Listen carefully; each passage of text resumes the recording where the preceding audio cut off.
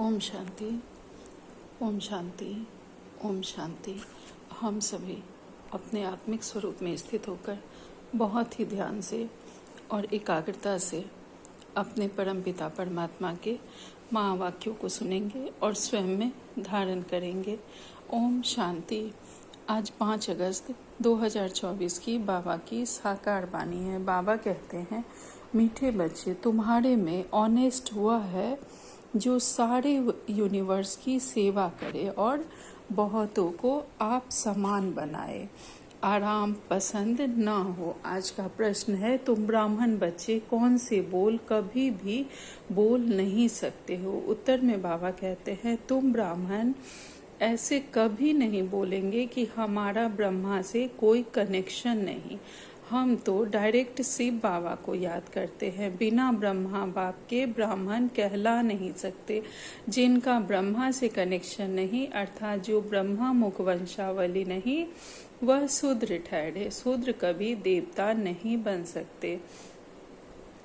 बाबा कहते हैं कि ब्राह्मण बच्चे कौन सी बातें कभी नहीं बोल सकते। तो हम लोग कभी ऐसा नहीं कह सकते कि हमारा ब्रह्मा बाबा से कोई कनेक्शन नहीं है। डायरेक्ट हम शिव बाबा को याद करते हैं, क्योंकि हम बच्चे बने हैं ब्रह्मा बाबा के थ्रू ही। उन्हीं के मुख वंशावली बच्चे हैं। ब्रह्मा बाबा के द्वारा ही शिव बाबा ने हमें एडॉप्ट किया है और हम उनके बच्चे बने हैं। तो बाबा कहते हैं कि जिनका ब्रह्मा से अगर कनेक्शन नहीं होगा, वह ब्रह्मा मुख वंशावली नहीं, तो वह शूद्र ठहरे। अर्थात डायरेक्ट शिव बाबा से कनेक्शन नहीं हो सकता है। इस ब्रह्मा बाबा के थ्रू ही हमारा कनेक्शन बनता है। और जिनका नहीं है, डायरेक्ट शिव बाबा को याद करते हैं, तो बाबा कहते हैं वह शूद्र ठहरे। और शूद्र कभी देवता बन नहीं सकते। ओम शांति। रूहानी बाप बैठ समझाते हैं दादा द्वारा। बच्चे म्यूजियम अथवा प्रदर्शनी का उद्घाटन कराते हैं, परंतु उद्घाटन तो बेहद के बाप ने कब से कर लिया है।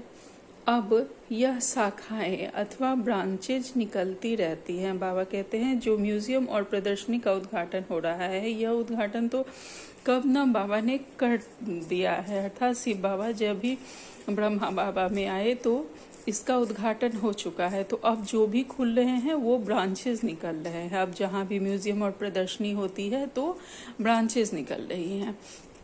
बाबा कहते हैं, पाठशालाएं बहुत चाहिए ना। एक तो है यह पाठशाला जिसमें बाप रहते हैं, इसका नाम रखा है मधुबन।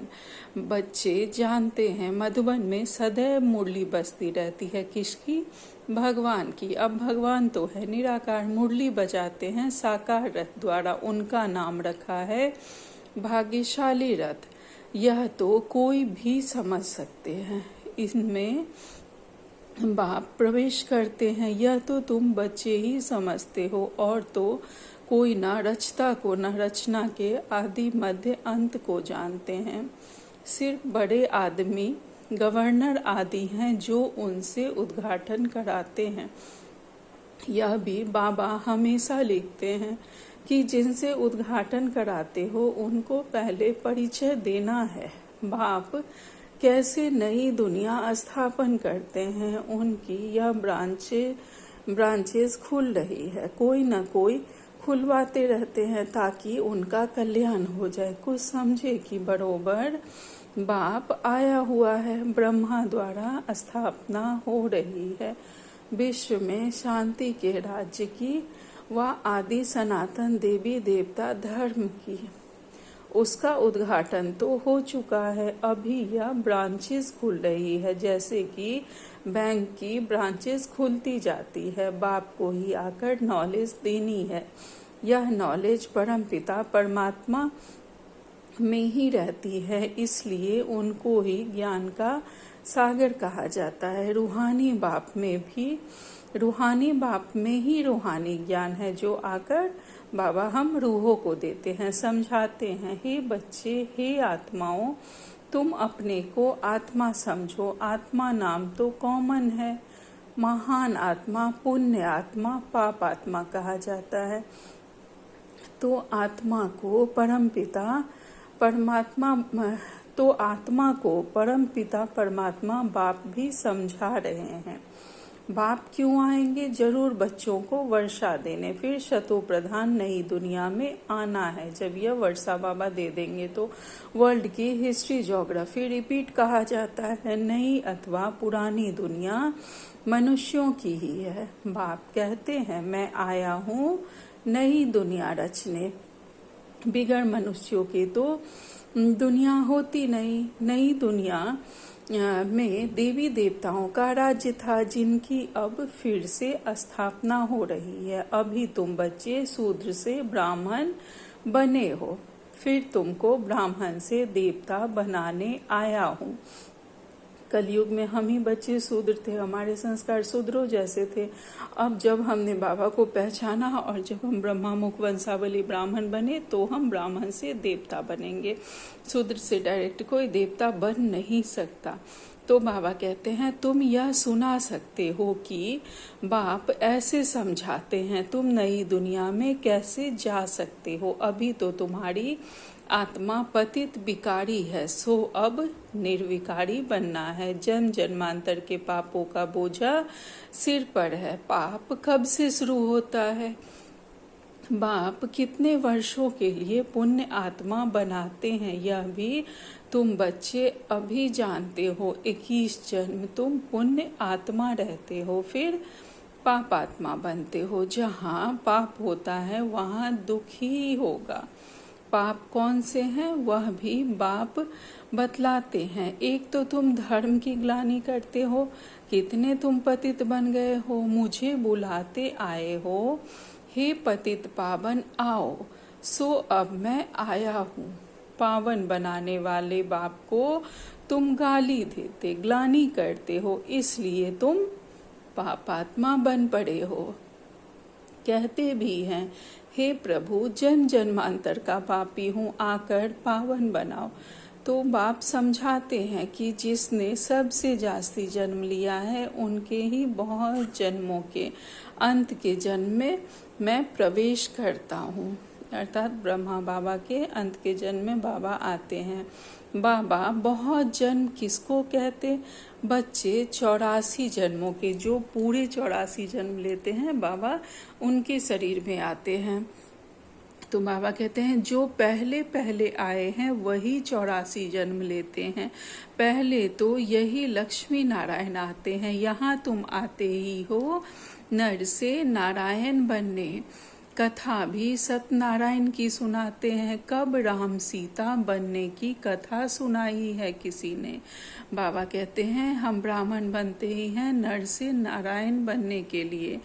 कथा, यही कथा सत्यनारायण की सत कथा बाबा हमें सुनाते हैं, कैसे हम नर से नारायण बनते हैं। कब सीताराम बनने की कथा सुनाई है किसी ने? सीताराम कैसे बने उसकी कथा तो किसी ने नहीं सुनाई है।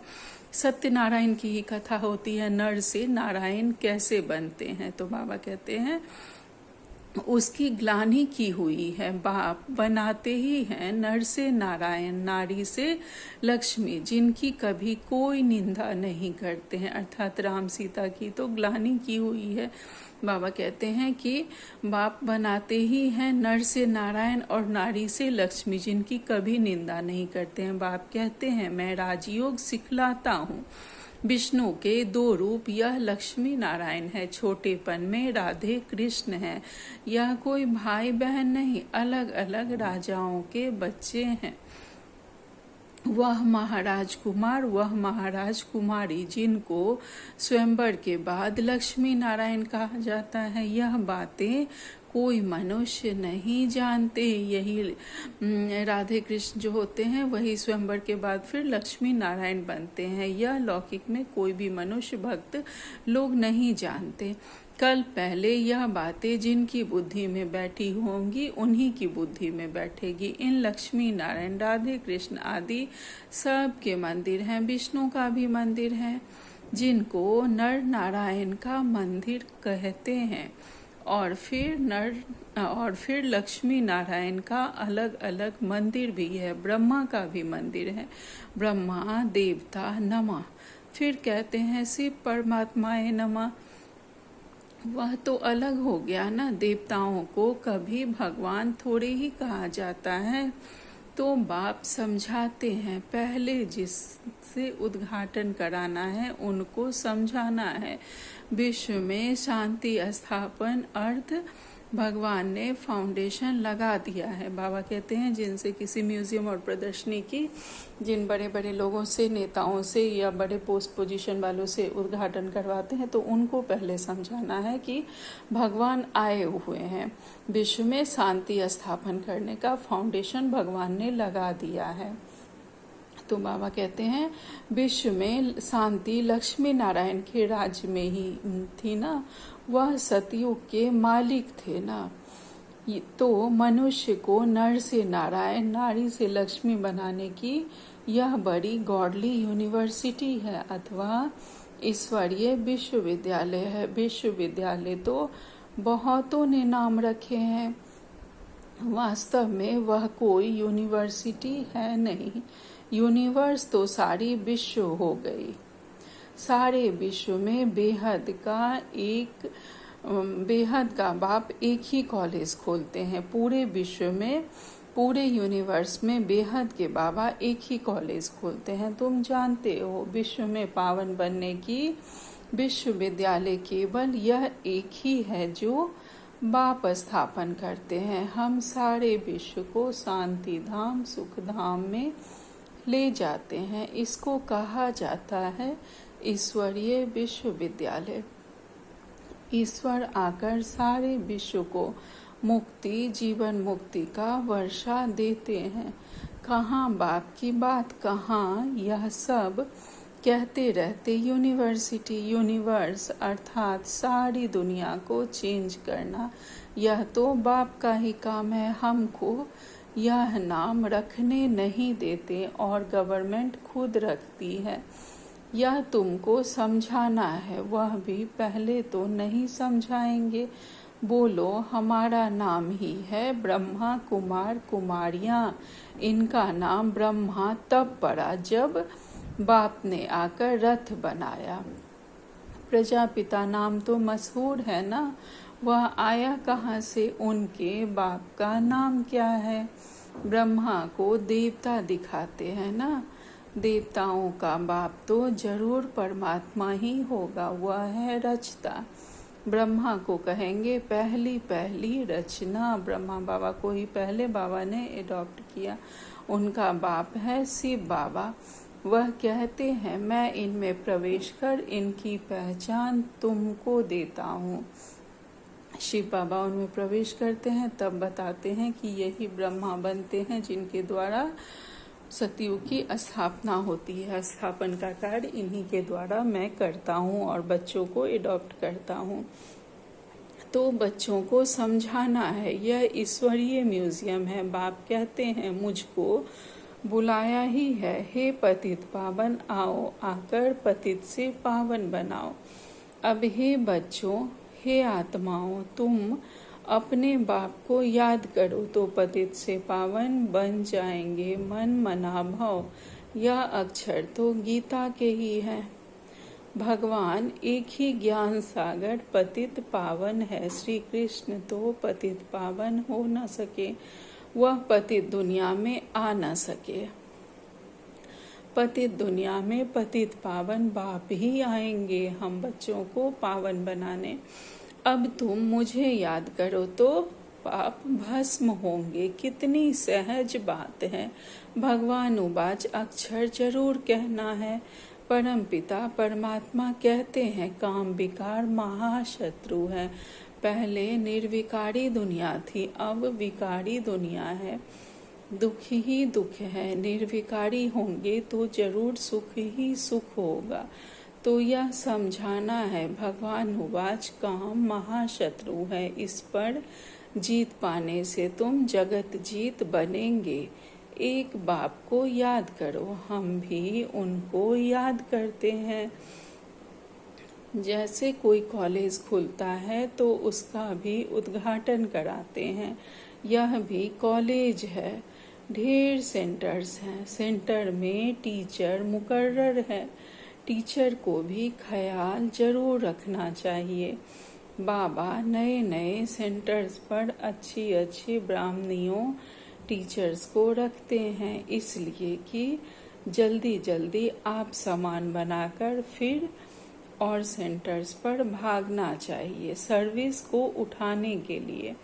देखेंगे कौन कौन ठीक रीति मुडली पढ़कर सुना सकते हैं, समझा सकते हैं, तो उनको कहेंगे अब तुम यहाँ बैठ क्लास चलाओ। ऐसी ट्रायल कराकर उनको बिठाकर चला जाना चाहिए और जगह सेंटर जमाने। ब्राह्मणियों का काम है एक सेंटर जमाया फिर जाकर और सेंटर जमावे। एक एक टीचर को 10-20 सेंटर्स स्थापन करने चाहिए, बहुत सर्विस करनी चाहिए। दुकान खोलते जाएं, आप सामान बनाकर कोई को छोड़ते जाएं। दिल में आना चाहिए कोई को अपना सामान बनाकर तैयार करूं तो और सेंटर खुले। परंतु ऐसे ऑनेस्ट कोई बिरले रहते हैं। ऑनेस्ट उनको कहा जाता है जो सारे यूनिवर्स की सेवा करे। एक सेंटर खोला, आप सामान बनाया, फिर दूसरे स्थान पर सेवा की। एक ही स्थान पर अटक नहीं जाना चाहिए। अच्छा, किसको समझा नहीं सकते हो तो और काम करो, उसमें देह अभिमान नहीं आना चाहिए। मैं तो बड़े घर की हूँ, यह काम कैसे करूँ? हमको दर्द होगा, थोड़ा भी काम करने से हड्डी दुखेगी। इसको देह अभिमान कहा जाता है। कुछ भी समझते नहीं है। औरों की सर्विस चाहिए ना। जो फिर वह भी लिखे कि बाबा फलानी ने हमको समझाया, हमारी जीवन बना दी। सर्विस का सबूत मिलना चाहिए। एक एक टीचर बनना चाहिए। फिर खुद ही लिखे बाबा हमारे पिछाड़ी ढेर संभालने वाले हैं, हमने बहुत आप सामान बनाए हैं, हम सेंटर खोलते जाएं। ऐसे बच्चों को ही कहेंगे फूल। सर्विस ही नहीं करेंगे तो फूल कैसे बनेंगे? फूलों का बगीचा है ना, तो उद्घाटन करने वालों को समझाना चाहिए।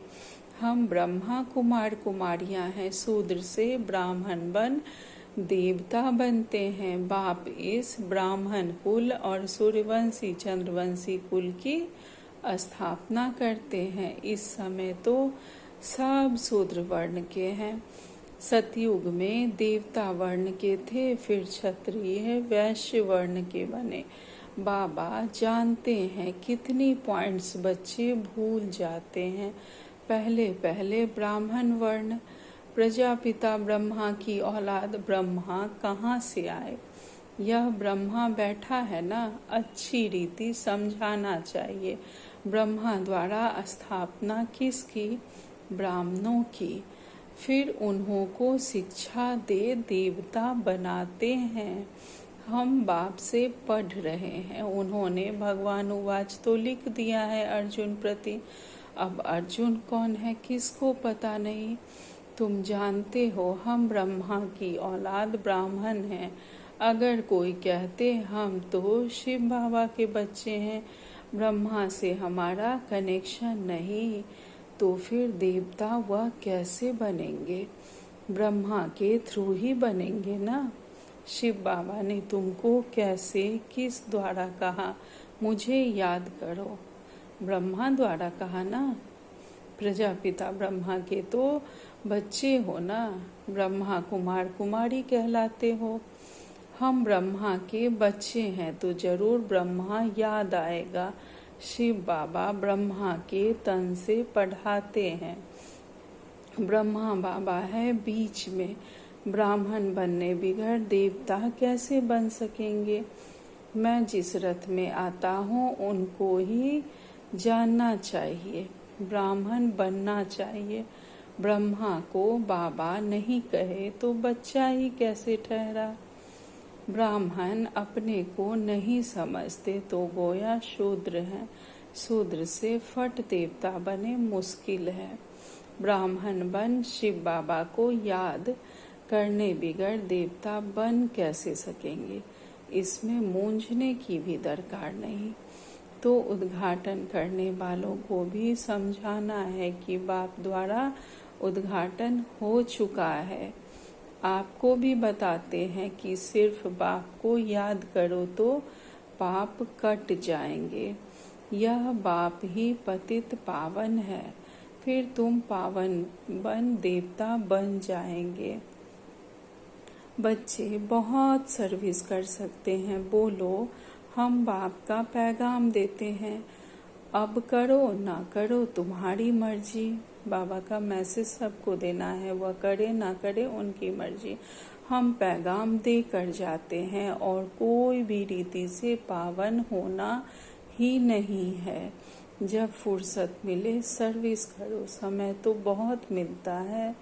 अच्छा, मीठे मीठे से खिलते बच्चों प्रति माता पिता बाप दादा का याद प्यार और गुड मॉर्निंग। रूहानी बाप की रूहानी बच्चों को नमस्ते। हम सब रूहानी बच्चों की रूहानी माता पिता बाप दादा को याद प्यार गुड मॉर्निंग और नमस्ते नमस्ते नमस्ते। शुक्रिया मेरे मीठे प्यारे बाबा, आपका लाख लाख शुक्रिया। आज धारणा के लिए मुख्य सार में बाबा ने पहली पॉइंट कही है, नए नए सेंटर्स की वृद्धि करने के लिए आप सामान बनाने की सेवा करनी है। खुद भी बहुत अच्छा पुरुषार्थ करना है और जो बाबा के बच्चे आए उनकी भी बहुत सेवा करनी है, उनको भी बाबा का ज्ञान समझाने का प्रयास करना है। सेंटर्स खोलते जाना है, एक जगह पर बैठना नहीं है।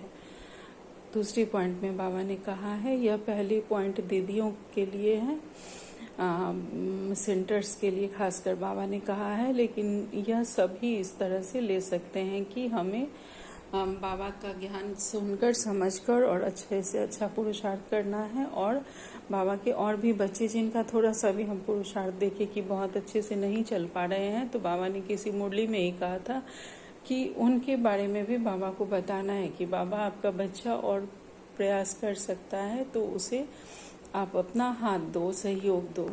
तो बाबा फिर देखते हैं अपने उस बच्चे को भी।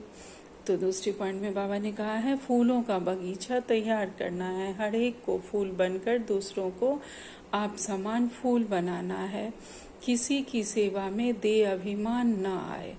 बाबा कहते हैं कि फूलों का बगीचा तैयार करना है, खुद भी सुगंधित फूल बनना है कि कहीं भी खड़े हो तो हमारे चेहरे चलन, हमारी जो बाबा का गुण है, शक्तियां हैं, उसकी खुशबू बहुत दूर दूर तक फैले और दूसरों को भी आप समान फूल बनाने की सेवा करनी है। लेकिन इस सेवा में हमें कोई भी दे अभिमान ना आए, क्योंकि जिस ज्ञान और गुण शक्तियों से हम यह सुगंधित फूल बन रहे हैं वह हमारे बाबा का है। जो भी है यह मुरली पढ़ के जो हमारे पर्सनालिटी में जो इसमें भी सुधार आ रहा है, हम शूद्र से देवता समान बन रहे हैं इस ज्ञान और योग के द्वारा, यह सब हमारे बाबा का है। तो हमारे में कोई भी देह अभिमान ना आए। करण करावन हार बाबा है और हम बाबा के बच्चे सिर्फ निमित्त हैं। आज का वरदान है, सर्व पदार्थों की आसक्तियों से न्यारे अनासक्त प्रकृति जीत भव। सर्व पदार्थों की आसक्तियों से न्यारे, किसी भी पदार्थ में हमारी कोई भी आसक्ति नहीं है, उससे न्यारे हम अनासक्त प्रकृति जीत बाबा के बच्चे हैं। अगर कोई भी पदार्थ कर्मेंद्रियों को विचलित करता है, अर्थात आसक्ति का भाव उत्पन्न होता है, तो न्यारे नहीं बन सकते। अर्थात कोई भी खाने पीने सुख सुविधा की कोई भी चीजें अगर उसमें हमारा मन जाता है कि ये हमको चाहिए ही, तो बाबा कहते हैं तब हम न्यारे नहीं बन सकते। इच्छाएं ही आसक्तियों का रूप है। कई कहते हैं इच्छा नहीं है लेकिन अच्छा लगता है, अर्थात अब हमें घर में एसी की जरूरत है या किसी भी जरूरत की कोई भी सुख सुविधा की सामानों की जरूरत है या भोजन का ही कोई हुआ, अच्छा इच्छा नहीं है लेकिन यह रहे तो अच्छा लगता है, यह मिले तो अच्छा लगता है। तो बाबा कहते हैं यह भी एक तरह की आसक्ति ही है। तो बाबा कहते हैं तो यह भी सूक्ष्म आसक्ति है, इसकी महीन रूप से चेकिंग करो कि यह पदार्थ अर्थात अल्पकाल सुख के साधन आकर्षित तो नहीं करते हैं। यह पदार्थ प्रकृति के साधन है। जब इनसे अनासक्त अर्थात न्यारे बनेंगे तब प्रकृति जीत बनेंगे। बाबा कहते हैं यह जो भी पदार्थ हैं यह प्रकृति के साधन हैं, तो इनसे अनासक्त अर्थात न्यारे बनेंगे तभी हम प्रकृति जीत बनेंगे। आज का स्लोगन है मेरे मेरे के झमेले को छोड़ बेहद में रहो तब कहेंगे विश्व कल्याणकारी। अर्थात सिर्फ किसी एक में नहीं फंसना है, हद में हमें नहीं फंसना है कि मेरा परिवार अच्छा हो जाए, मेरे बच्चे अच्छे हो जाएं, सब कुछ मेरा अच्छा हो जाए। नहीं, विश्व की सर्व आत्माएं स्वस्थ रहे, सब सुखी रहे, सबका भला हो। जो भी हमें चाहिए वह हमें बेहद में बांटना है। तो बाबा कहते हैं कि मेरे मेरे का झमेला छोड़ो और जो भी है सबको बेहद में हमें बांटते चलना है। आज का अव्यक्त इशारे हैं। प्रीत बुद्धि वालों के मुख से, उनके दिल से सदैव यही बोल निकलेंगे, तुम ही सिखाऊं, तुम ही से बैठूं, तुम ही से बोलूं, तुम ही से सुनो, तुम ही से सर्व संबंध निभाऊं और तुम ही से सर्व प्राप्ति करूं। उनके नैन, उनका मुखड़ा ना बोलते भी बोलता है। जो सिर्फ बाबा में ही लीन रहते हैं, बाबा से ही कंबाइंड रहते हैं, सदा बाबा बाबा, तो उनके नैन और मुखड़ा ना बोलते हुए भी बोलता है कि यह कुछ डिफरेंट है। इनसे जैसे देवताओं की प्रत्यक्षता हो रही है। कैसे हम लोग शिवानी दीदी को देखते हैं, सचिन भाई जी हैं, उषा दीदी हैं, तो उनके नैन और उनका मुखड़ा ना बोलते हुए भी बोलता है। बिल्कुल लगता है प्रत्यक्ष में वो लोग जैसे फरिश्ता हैं। तो बाबा कहते हैं तो चेक करो, ऐसे विनाश काले प्रीत बुद्धि बन